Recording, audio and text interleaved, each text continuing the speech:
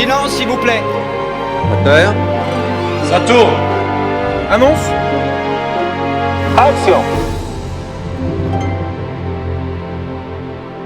Bon allez l'équipe, c'est l'heure pour une 56e prise. Plutôt 16ème, non? C'est pour quelle semaine? 15 janvier. Ça aurait été notre émission numéro 15, pourquoi pas? Mais ça, c'était la semaine dernière, et la semaine dernière, nous étions le 8 et non pas le 15. On était vraiment pas loin là, encore une fois quand même, hein. Mais bon, rappelons le concept, donc c'est ces 5 mots que l'on prononce sur un plateau de tournage avant une prise. Par exemple, le premier assistant réalisateur qui dit « Silence. À cela, il y a le cadreur qui met en route sa machine en hurlant. Moteur. Puis l'ingénieur du son répond. Ça tourne. Par-dessus vient s'ajouter le. Annonce. Et enfin, le réalisateur qui tonitru. Action. Rappelons aussi qu'il y aura cette gradation du silence à l'annonce. Les plus grosses sorties vers les sorties plus discrètes, les plus accessibles. Exactement. Et puis l'action. Le film que nous irions voir en premier parce qu'il nous intrigue, parce qu'il a une bonne tête, parce que le réalisateur nous a donné un petit paquet d'argent pour qu'on lui fasse sa promotion. Aussi, c'est pas exclu, voilà, on vous révèle un peu les coulisses, c'est pas toujours très joli, mais bon. Et puis bien sûr, il y aura la rubrique coupée traditionnelle, bien entendu. Les coupés au montage. Alors, on commence tout de suite, donc comme on l'a dit, avec les sorties du 15 janvier 2020. Alors, on commence avec Silence. Selfie. Tu vois, moi j'achète tout sur ce site. Et à chaque fois qu'ils me recommandent un nouveau truc, j'aime. Ils savent mieux que moi ce que j'aime. Alors j'achète tout. De Thomas Bidegain, Marc Fitoussi et Tristan Oroué. Alors, Thomas Bidegain, c'est un des scénaristes récurrents de Jacques Audiard. Jacques Audiard, tout à fait. Jacques Audiard, qui n'est autre d'ailleurs que le fils du grand dialoguiste Michel Audiard. Voilà, et comme le dit le proverbe, c'est le père, c'est le fille. C'est ça. Parce que, alors, selfie, c'est quoi? Bon, forcément, on sait ce que ça veut dire, c'est cette manie de se prendre en photo directement. C'est le culte du soi à travers donc le numérique. Par rapport au sujet du film, qui est donc l'arrivée d'Internet, de toutes ces technologies pour la population, c'est vrai que le titre selfie, ça le fait. Ça le fait, c'est vrai. On enchaîne avec Moteur. Une belle équipe. Allez, les mains sur le bassin et on tourne le bassin. Comme si on faisait du hula hoop. C'est quoi ces exercices? On n'est pas au Club Med là? Faut y aller là, dimanche on verra des bonhommes en face de nous. Allez les filles! De Mohamed Hamidi, donc une belle équipe. Alors c'est sur le monde du football, plutôt amateur on aurait tendance à dire dans un premier temps. Donc le coach c'est Kadmerad, qui essaie de manager tout ce petit monde, que des hommes cette équipe. Et d'ailleurs ils le feront bien savoir parce que les hormones mâles vont s'exprimer. Une belle zizanie qui va donc tous les disqualifier pour les prochains tournois. Exactement, et donc Kadmerad va faire appel à une équipe de femmes pour les remplacer. Pour ne pas que le club local mette la clé sous la porte. Et après, que va-t-il faire de cette équipe? Est-ce qu'il va les faire s'affronter contre des hommes? Parce que là, la physiologie, je suis pas sûr qu'elle serait d'accord. Ce serait un peu déloyal. Quand je dis déloyal, ce serait pour les hommes, évidemment. Bien entendu. Là complètement, à plat de couture, là, y a même pas de question à se poser. Alors, on poursuit avec Ça tourne. The Grudge. Une famille entière a été tuée dans cette maison. Depuis, il y a quelque chose qui tourne pas rond là-bas. On en a un autre, on dirait. Bonjour.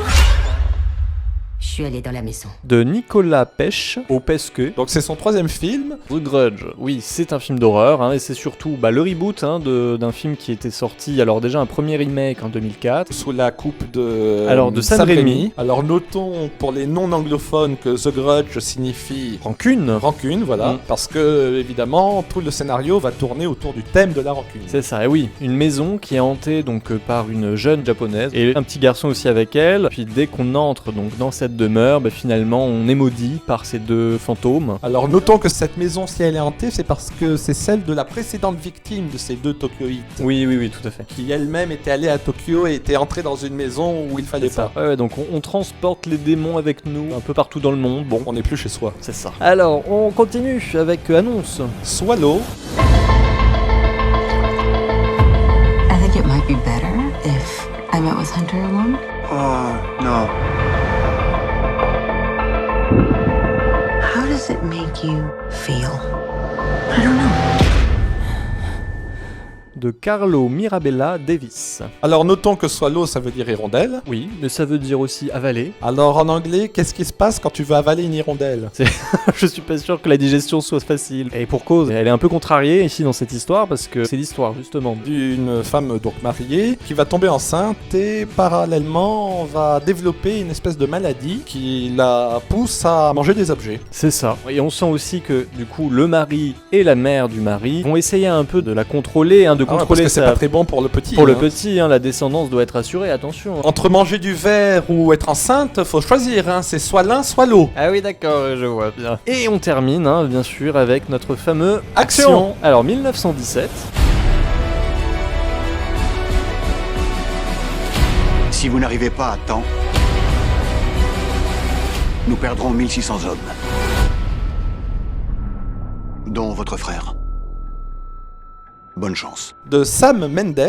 Alors, on ne le présente plus, hein, grand réalisateur. hein. Voilà, c'est son 8e film. Son 7e n'était autre que 007. Spectre. Et juste avant, il avait aussi fait Skyfall. Et là, il nous revient avec un film de guerre. Il essaye de nous la refaire un peu à la Birdman, j'ai cru comprendre. Alors effectivement, parce que le projet du film, c'est de tout réaliser en plan séquence. Je pense que ce sera un faux parce qu'on Je voit pense aussi. des espaces-temps différents. Il va y avoir peut-être des ellipses temporelles, effectivement. Ce qui me fait dire que, attention, si je vois une seule coupe dans la oui. séance, Ouais. je demande remboursement. Mais moi aussi, figure-toi. Non, parce que là, il y aura tromperie sur la marchandise. Voilà, hein. voilà, ils vont pas y couper. C'est exactement.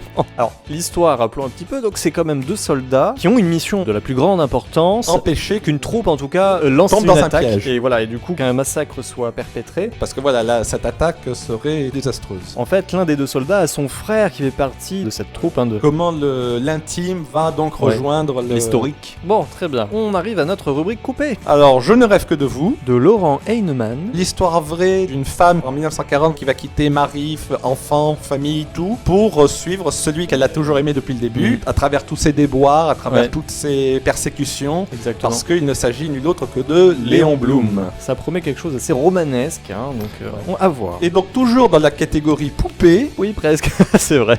Donc Violet Evergarden éternité et la poupée de souvenirs. automatique. C'est pour ça que c'est dans notre catégorie coupée, parce que le titre aurait mérité d'être un peu... Un petit peu coupé, hein, ouais. Alors précisons que c'est de Haruka Fujita. Et de Taishi Ishidate. Donc l'histoire, alors c'est fantaisiste, hein. C'est fantaisiste, une espèce de robot dont le rôle justement est de mettre par écrit automatiquement donc les souvenirs de tout un chacun. Parce qu'elle aussi n'éprouve aucune émotion et à travers ça, elle va pouvoir essayer d'éprouver hein, des sentiments. À travers aussi. le passé des Ouais. autres, pouvoir se confectionner son propre passé. Film d'animation quand même, rappelons-le aussi. Donc à voir, une curiosité. Bon, très bien, alors récapitulons un peu toutes ces sorties. Ah bah avec plaisir. Nous avons commencé avec Silence, Selfie de Thomas Bidegain Marc Fitoussi. et Tristan Orouet. Ensuite nous avons poursuivi avec Moteur, Une belle équipe. de Mohamed Hamidi, Ensuite ça tourne The Grudge, de Nicolas Pesquet, puis une Annonce, Swallow, de Carlo Mirabella Davis, et enfin Action 1917. de Sam Mendes. Eh bah voilà, encore vraiment, hein, on vous gâte. Hein. C'est vrai que le début d'année, on a des films hein, qui méritent vraiment le détour, avec la saison des Oscars aussi qui approche, hein, et on est en plein dedans d'ailleurs. Donc vraiment, profitez bien de tous ces films-là, et de toute façon, nous on vous retrouve la semaine prochaine.